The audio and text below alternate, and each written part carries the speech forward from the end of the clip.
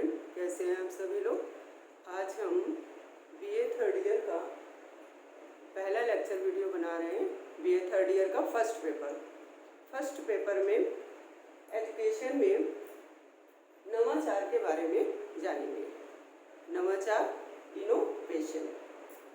Innovation शब्द अंग्रेजी का नवाचार का अंग्रेजी रूपांतर है और हिंदी में इसे नवाचार बोलते हैं।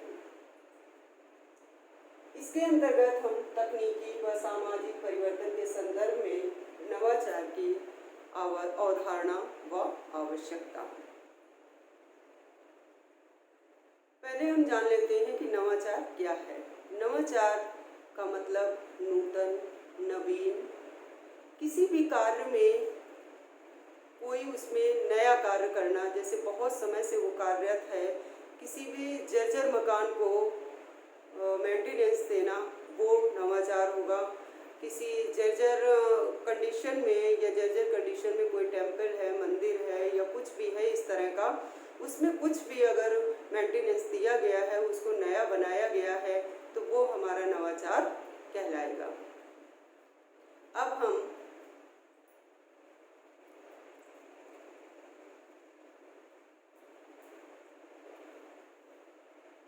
नवाचार दो शब्दों से मिलकर बना है, नव व आचार। नव का मतलब नया और आचार का मतलब व्यवहार। नवाचार का पूर्ण हिंदी अर्थ कुछ व्यवहार में कुछ नया होना। किसी भी तरह का जो पहले से कोई भी व्यवस्था कार्यरत होती चली आ रही है, उसमें कोई भी व्यवहार परिवर्तन हुआ है, कोई भी सकारात्मक परिवर्तन हुआ है, वो हमारा नवाचार कहलाएगा। जिसमें अंग्रेजी भाषा का ये इनोवेशन है और ये इनोवेशन शब्द इनोवेट शब्द से बना है, जिसका अर्थ है नवीनता लाना या परिवर्तन लाना। इसके बाद कुछ शिक्षा शास्त्रियों ने नवाचार के बारे में परिभाषा दी है, वो इस प्रकार है। राजर्स ईएम के अनुसार नवाचार वह विचार है जिसकी प्रतीति व्यक्ति नवीन विचार के रूप में करे। नेक्स्ट है H.G. बार्नेट के अनुसार। H.G. बार्नेट के अनुसार व्यवहार या वस्तु वो वस्तु है जो और स्थापित स्वरूप से गुणात्मक रूप से भिन्न है। व्यवहार या वस्तु वो नवीनता है जो स्थापित स्वरूप से गुणात्मक रूप से भिन्न हो। पहले इन्होंने जो परिभाषित किया है, इनका तात्पर्य इस प्रकार लगाया जा सकता है कि स्थापित स्वरूप से गुणात्मक रूप से भिन्न हो। जैसे कि कोई भी व्यवस्थित, जैसे कि उदाहरण के रूप में मंदिर ही लेते हैं, वो स्थापित रूप से पहले से ही है, लेकिन उसमें गुणात्मक रूप से उसमें परिवर्तन हुआ है। जब गुणात्मक रूप से उसमें क्वालिटी आई है, उसमें सकारात्मक परिवर्तन किया गया, उसमें पहले से उसमें नवीनता आई है, वो हमारा नवीन विचार हुआ, नवीन व्यवहार हुआ, जिसे हम नवाचार के रूप में पढ़ रहे हैं। इसके बाद हम विशेषताओं के बारे में चर्चा करेंगे। नवाचार की विशेषताएं क्या हैं? नवाचार की विशेषताओं में नवाचार एक विचार है।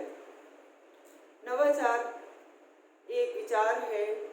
किसी भी हम जर्जर कंडीशन को देखते हैं, कोई भी व्यवस्था देखते हैं, कोई भी प्राचीन कोई भी व्यवस्था है, उसमें कुछ नया नवाचार लाना है, तो ये हमारे विचार द्वारा ही आएगा।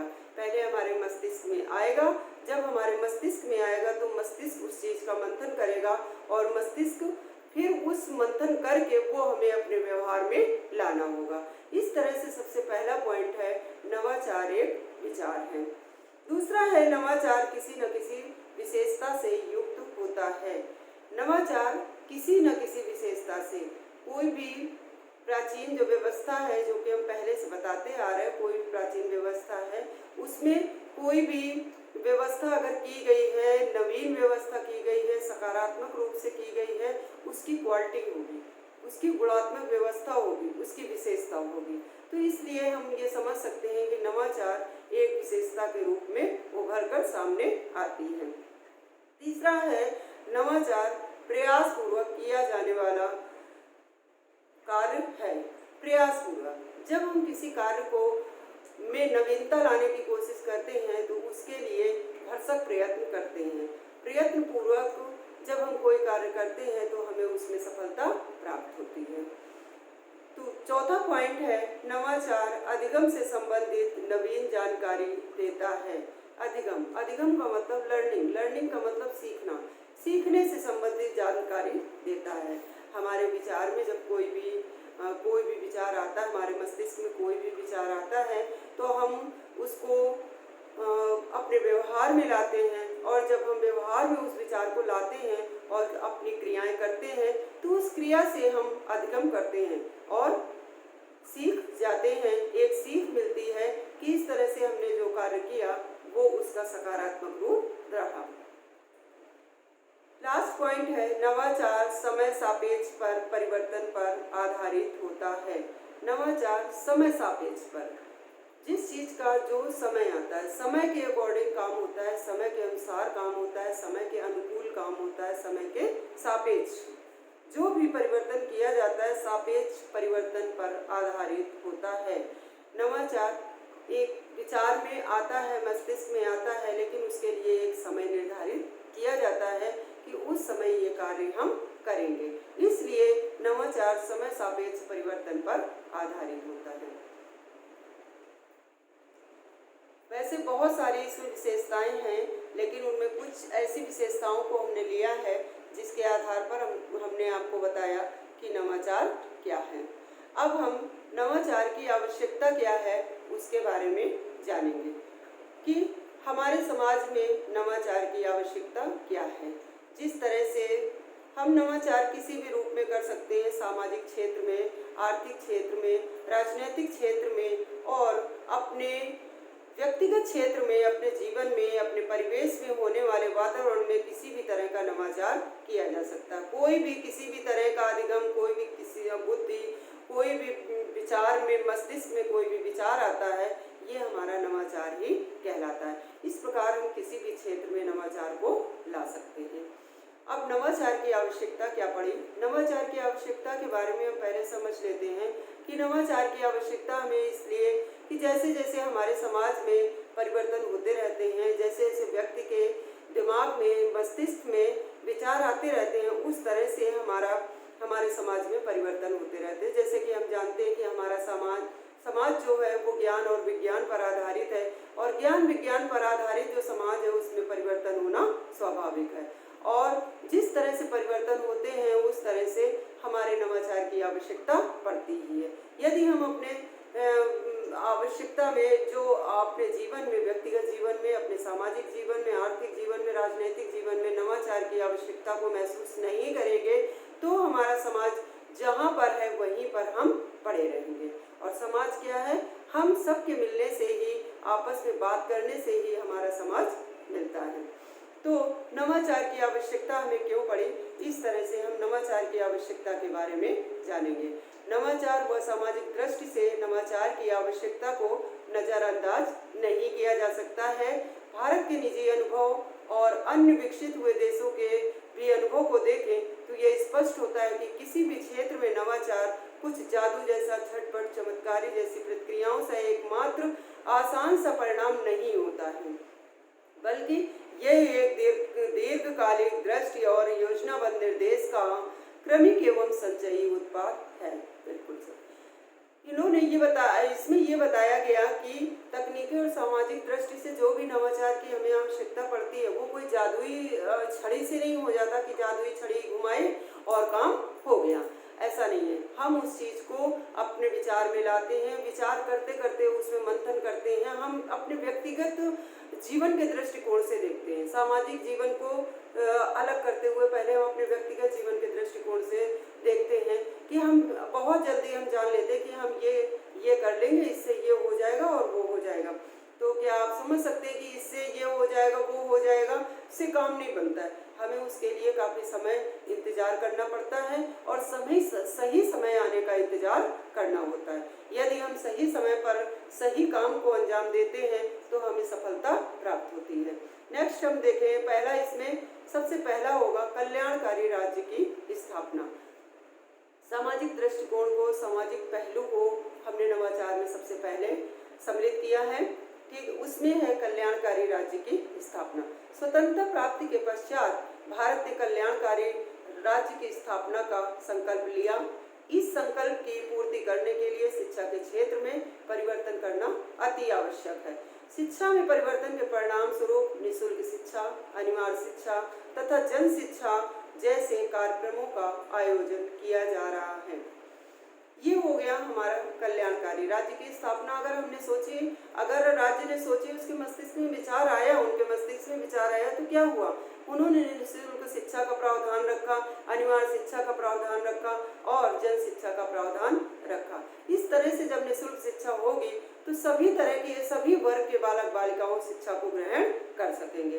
दूसरा है आर्थिक विकास के लिए प्रत्येक, पहले हमने सामाजिक लिया फिर आर्थिक लिया। प्रत्येक देश को आर्थिक विकास करने के लिए अथक परिश्रम करने पड़ते हैं। देश में ऐसी समस्याएं हैं जो देश के आर्थिक विकास पर प्रतिकूल प्रभाव डालती हैं। ये समस्याएं हैं निर्धनता,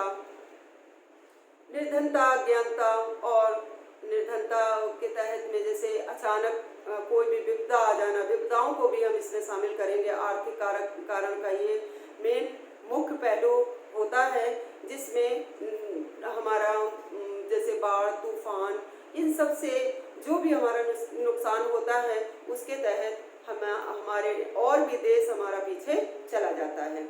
इस तरह से इन समस्याओं को दूर करने के लिए शिक्षा का विस्तार करना आवश्यक है। अगर निर्धनता है तो इसके लिए शिक्षा अगर आवश्यक है तो हमारे जीवन में निर्धनता का जो स्थान है वो बहुत ही कम रह जाएगा। शिक्षा के द्वारा हम अपने माइंड को जागृत करेंगे और विचार आएंगे, उसके आधार पर हम इन सब चीज़ों को लेंगे। शिक्षा का विस्तार करने के लिए नवीन विचारों, कार्यक्रमों तथा नवाचारों की आवश्यकता होती है। इससे पहले भी हमने नवाचार के बारे में बताया। जिस तरह से हमने आपको शुरुआत से ही नवाचार के बारे में बताया है, जितने भी पॉइंट्स हम आपको बता रहे हैं उन पॉइंट्स को उससे कोरिलेट करते हुए चलेंगे तो आप नवाचार के बारे में और ये जो इनकी जो नवाचार की आवश्यकता है सामाजिक, आर्थिक, राजनीतिक, इस तरह के क्षेत्र में, वैज्ञानिक तकनीकी क्षेत्र में हमें किस तरह से पड़ रही है, ये हम उस चीज़ को जानेंगे। अब हम सामाजिक परिवर्तन में देखेंगे। सामाजिक परिवर्तन में दिन प्रतिदिन परिवर्तन हो रहे हैं। नगरीकरण, औद्योगिकरण, वैश्वीकरण के कारण एक नए समाज की स्थापना हो रही है। इस नए समाज के नियमों, मानदंडों में भी परिवर्तन हो रहा है और नवीन मानदंडों के अनुरूप शिक्षा में परिवर्तन करना आवश्यक है। शिक्षा को बार बार बताया जा रहा है क्योंकि शिक्षा से ही सामाजिक, आर्थिक, राजनीतिक, इन सब क्षेत्रों में परिवर्तन लाया जा सकता है। नेक्स्ट है वैज्ञानिक व तकनीकी प्रगति हेतु। वर्तमान युग विज्ञान की युग है। विज्ञान व तकनीकी क्षेत्र में नवीन आविष्कार व खोजें की जा रही हैं। इन वैज्ञानिक उपकरणों के रखरखाव व संचालन के लिए शिक्षा में नवीन विधियों के व पद्धतियों का समावेश करना आवश्यक है। अतः विज्ञान व तकनीकी क्षेत्र में भी नवाचार की विशेष या अति आवश्यकता है। विज्ञान को अगर हमें और आगे ले जाना है और हमें अपने समाज को और आगे ले जाना है, अपने देश को और आगे बढ़ता हुआ विकासशील से विकसित की ओर ले जाना है तो उसमें विज्ञान का उसमें प्रवेश और आगे बढ़ जाना अति आवश्यक है। नेक्स्ट है मानव संसाधन के विकास हेतु। मानव समाज का महत्वपूर्ण अंग है, अतः समाज का विकास करने के लिए मानव का विकास करना आवश्यक है। विकास करने के लिए शिक्षा में नवीन आयामों को सम्मिलित करना भी अति आवश्यक है। जैसे कि हमने आपको बताया कि व्यक्ति ही समाज है। जब आपस में दो व्यक्ति आपस में बात करते हैं, बोलते हैं, बताते हैं, व्यवहार में परिवर्तन लाते हैं तो ये हमारा समाज है। तो जब हम मानव को विकसित करेंगे, मानव का विकास होगा तो हमारे समाज का भी विकास होगा। नेक्स्ट है रोजगार के अवसरों में वृद्धि। जब हमारे समाज में नवाचार की वृद्धि होगी, नवाचार बढ़ता हुआ सामने नजर आएगा तो रोजगार में वृद्धि होगी। जब रोजगार में वृद्धि, नया कुछ होना समाज में, फैक्ट्री लगना और भी कई सारी चीज़ें जो सरकार द्वारा कई सारी योजनाएं संचालित की जा रही हैं, उसमें जब रोजगार के अवसर प्राप्त होंगे तो वो हमारा नवाचार ही कहलाएगा। इस प्रकार हमने नवाचार के अर्थ के बारे में जाना, उसको परिभाषित भी किया और उसकी आवश्यकता क्या है हमारे जीवन में, हमारे समाज को बदलने में, राजनीतिक, आर्थिक, इस तरह से हमारा जीवन कैसे सुखमय हो सकता है नवाचार की आवश्यकता से, इसके बारे में हमने चर्चा की। अब हम इस लेक्चर वीडियो को यहीं समाप्त करते हैं।